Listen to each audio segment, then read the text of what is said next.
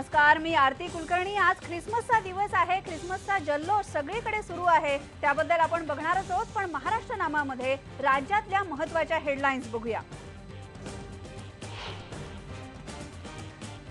गडचिरोलीमध्ये सिरोंचामध्ये आरोग्य व्यवस्थेची दैना। ॲम्ब्युलन्स नसल्यामुळे पेशंटला हॉस्पिटलमध्ये नेण्यासाठी तेलंगणामधल्या ॲम्ब्युलन्स सेवेची घ्यावी लागते मदत।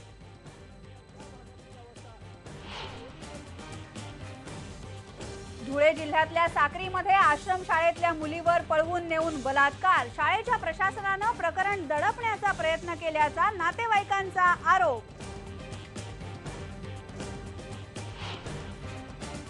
नंदुरबार जिल्ह्यातल्या 40 पेक्षा जास्त आश्रमशाळांमध्ये सोलर वॉटर हीटर 2 वर्षांपासून धूळ खात ऐन कडाक्याच्या थंडीमध्ये मुलांना करावी लागते थंड पाण्याने आंघोळ। पुण्यामधल्या प्रभात थिएटरमध्ये आज शेवटचा शो। 99 वर्षांचं लीज संपल्यामुळे प्रभात थिएटर पडणार बंद।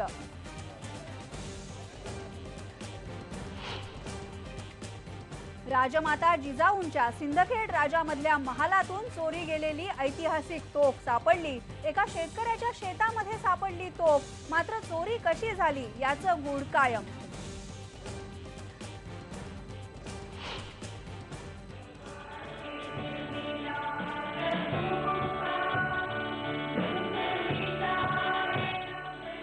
आणि आनंदाचा सण ख्रिसमसचा जगभरामध्ये जल्लोष। पंतप्रधानांनी देशवासियांना ख्रिसमसच्या दिल्या शुभेच्छा।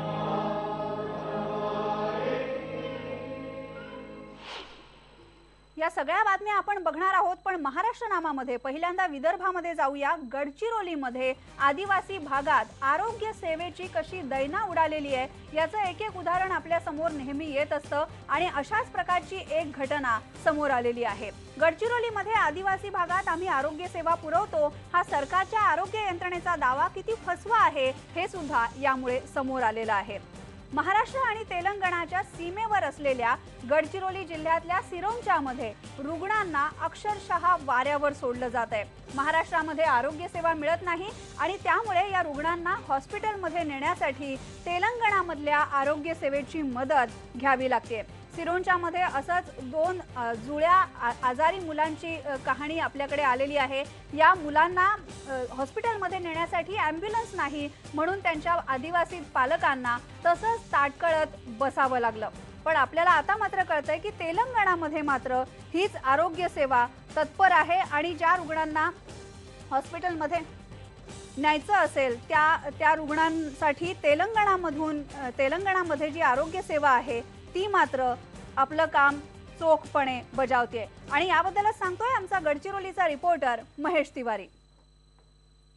राज्य सरकारनं जी 108 रुग्णवाहिकेची सेवा सुरू केली त्याची काय परिस्थिती सीमावर्ती भागात आपण बघू शकतो। मी सध्या ज्या ठिकाणी उभे आहे ही रुग्णवाहिका 108 एक शोभेची वस्तू बनलेली आहे, कारण या रुग्णवाहिकेवर डॉक्टर असणं आवश्यक आहे। डॉक्टर नाही, बघू शकतो आपण एक गंभीर प्रकारचा रुग्ण आहे आणि या रुग्णाचा पुढील प्रवास कसा सुरू होत आहे बघा। आपण हे तेलंगणा राज्याची सीमा आहे, प्राणहिता नदीच्या तीरावर आपण उभे आहोत आणि आता या होडीमधून या रुग्णाला नदीच्या पलीकडे आदिलाबाद जिल्ह्यात मंचिऱ्याला नेलं जाणार आहे।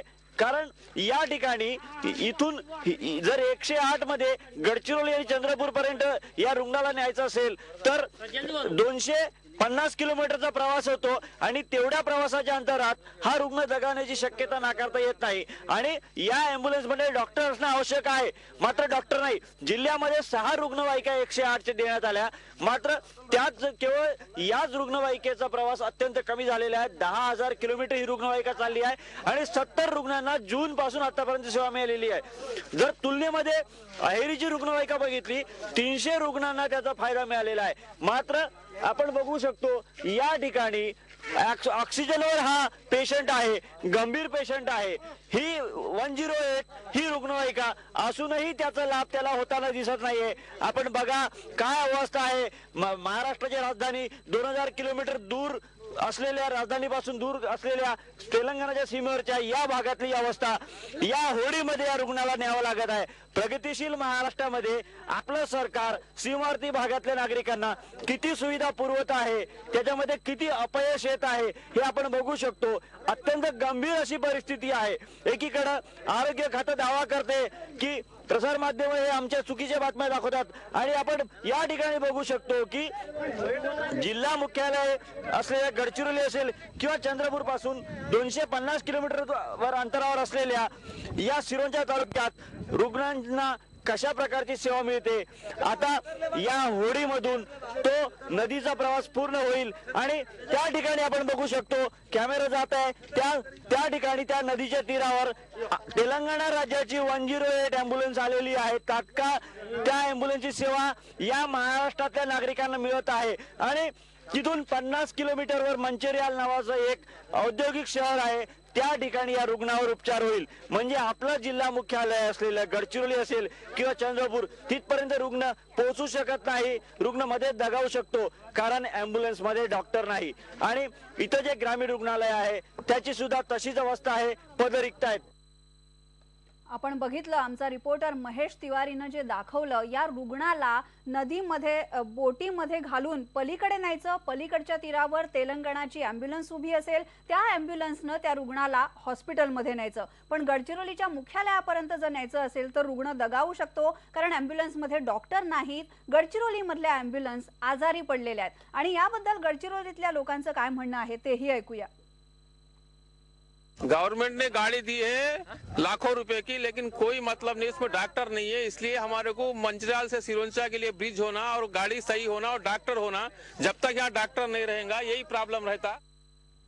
आपण बघितलं सगळे लोक सांगतायत या भागामधले की जोपर्यंत डॉक्टरच नसेल तोपर्यंत आम्हाला या आरोग्य सेवेचा लाभ मिळणार तरी कसा। याबद्दल आपण बोलूया आमचे रिपोर्टर महेश तिवारी यांच्याशी। महेश, आता जे तू नदी पलीकडे रुग्णाला जे नेलं जातंय आणि मग तेलंगणाची अँब्युलन्स त्याला पुढे हॉस्पिटलमध्ये घेऊन जाईल, हे जे वास्तव दाखवलेलं आहेस हे खूप दाहक आहे गडचिरोली मधलं। आणखीन सुद्धा असा एक रिपोर्ट आपल्याकडे आलेला आहे की आदिवासी दाम्पत्याला आपल्या जुळ्या मुलांना घेऊन ताटकळत बसावं लागलं कारण अँब्युलन्स नाही, डॉक्टर नाही। अशा परिस्थितीमध्ये आरोग्य यंत्रणा जर काम करत नसेल तर इथल्या लोकांनी जगायचं कसं?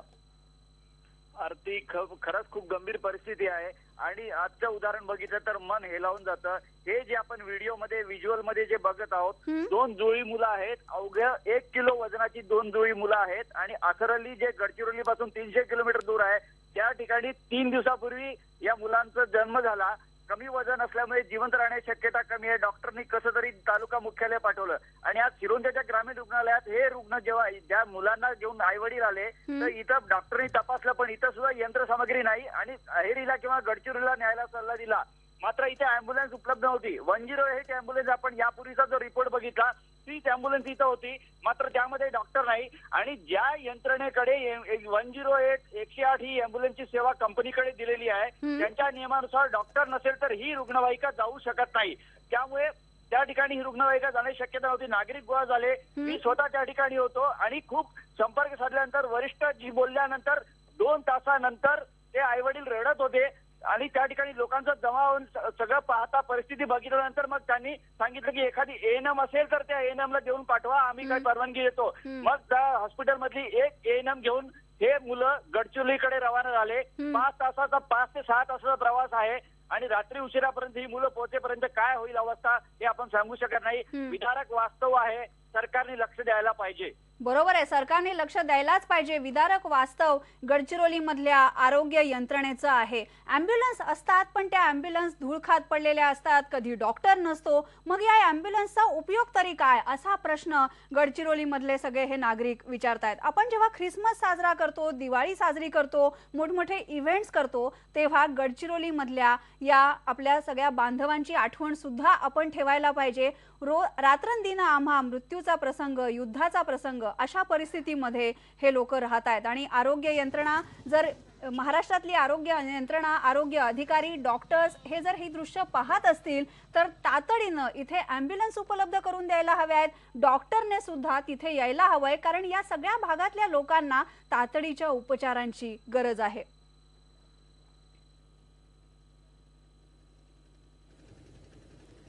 आपण बघतोय या रुग्णाला तेलंगणामध्ये नेलं जात आहे नदीतून आणि तेलंगणामधली ॲम्ब्युलन्स त्याला पुढे हॉस्पिटलमध्ये ॲडमिट तरी करेल, पण हे जे आदिवासी दाम्पत्य आहे इथे आपल्या 2 जुळ्या आजारी मुलांना घेऊन ताटकळत बसलेले आहेत. त्यांच्यावर मात्र उपचार करण्यासाठी ना डॉक्टर होते ना ॲम्ब्युलन्स होत्या. अखेर काही वेळानं इथे ॲम्ब्युलन्स पोहोचली. आमचा गडचिरोलीचा रिपोर्टर महेश तिवारीच्या या धक्कादायक रिपोर्ट नंतर महाराष्ट्र नामामध्ये आपण एक ब्रेक घेणार आहोत. ब्रेक नंतर राज्यातल्या आणखीही बातम्या बघूया. पहा फक्त IBN लोकमत.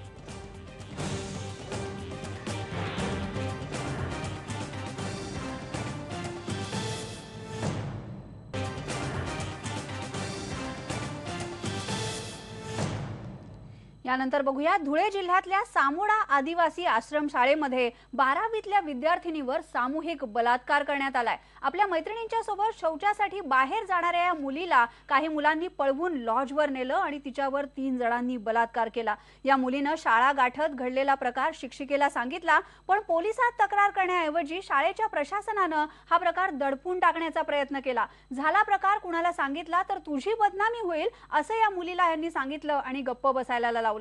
पोलिसांना काहीही न सांगण्याची धमकीही तिला दिली आहे. या मुलीनं नातेवाईकांना सांगितल्यानंतर हा सगळा प्रकार उघडकीला आला.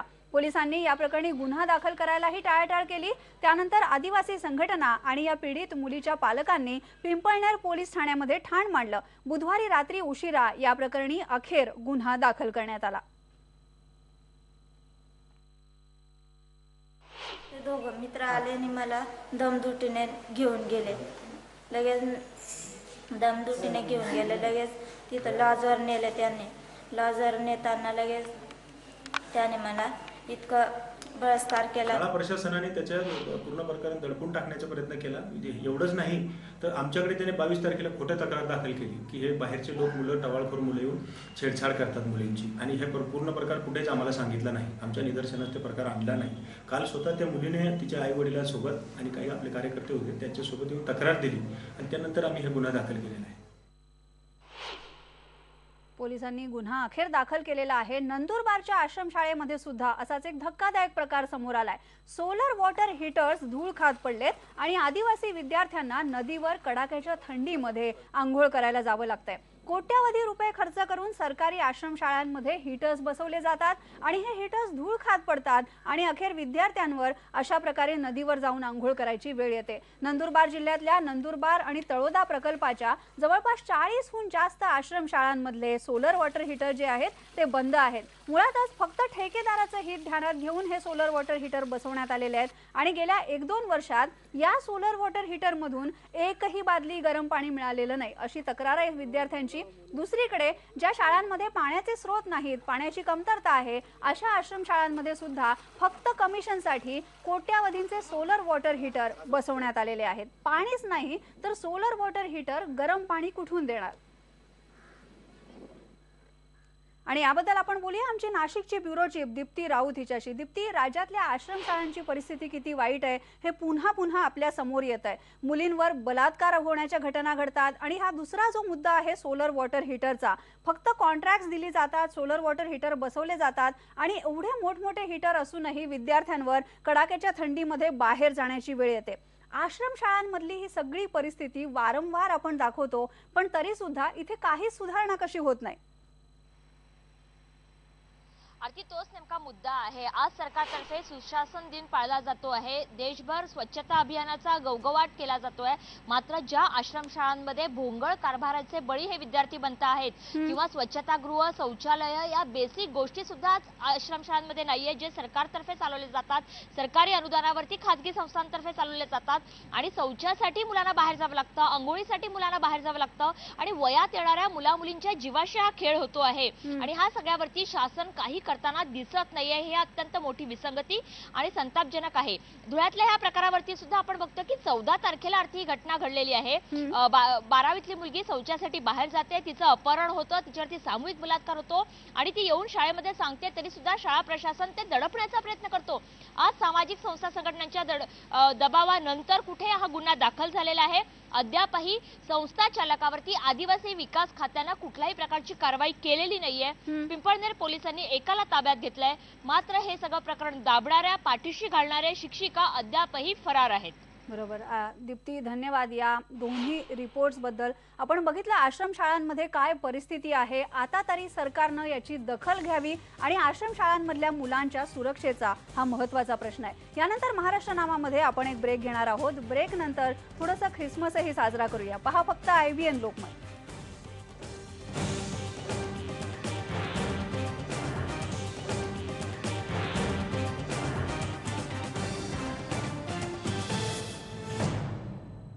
मराठी चित्रपटांसाठी हक्काचं घर असलेलं प्रभात थिएटर बंद होणार आहे. प्रभात थिएटरमध्ये आज शेवटचे शो होतात. किबे सरदारांच्या मालकीचं असलेलं हे थिएटर लीजवर घेण्यात आलेलं होतं. हे लीज आता संपलंय आणि त्यामुळे प्रभात थिएटर मूळ मालकाकडे सोपवण्यात येणार आहे. अनेक दिग्गजांची कारकीर्द या थिएटरमध्ये घडली आहे. आतापर्यंत 1300 पेक्षा जास्त चित्रपट या थिएटरमध्ये दाखवण्यात आले. मराठी चित्रपटांशी असलेलं अतूट नातं आज त्यामुळे तुटणार आहे. मावळतीचं प्रभात पाहणं अनेकांसाठी अवघड जात आहे, पण प्रभातवरच्या प्रेमापोटी चित्रपट रसिक इथे जमलेले आहेत. यानंतर बघूया राजमाता जिजाऊंच्या सिंदखेड राजामधल्या राजवाड्यामधून चोरीला गेलेली तोफ सापडलेली आहे. एका शेतकऱ्याच्या शेतामध्ये ही तोफ सापडली. बुलढाण्यामधल्या सिंदखेड राजामध्ये जिजाऊंचा हा महाल आहे आणि या महालामधून 2 दिवसांपूर्वी ही ऐतिहासिक पंचधातूची तोफ चोरीला गेली होती. याबद्दलचा तपास पोलीस करतायत. संबंधित शेतकऱ्याला अटक करण्यात आलेली आहे. त्याच्या सहकाऱ्यांचा शोध सुद्धा सिंदखेड राजाचे पोलीस घेत आहेत, पण अजून तरी या चोरीचं गूढ कायम आहे. आणि यानंतर महाराष्ट्र नामामध्ये आपण इथेच थांबणार आहोत, पण आज सगळीकडे ख्रिसमसचा जल्लोष आहे. जगभरामध्ये उत्साहामध्ये हा सण साजरा होतोय. जाता जाता बघूया पुण्यामधलं ख्रिसमसचं कॅरल सॉन्ग.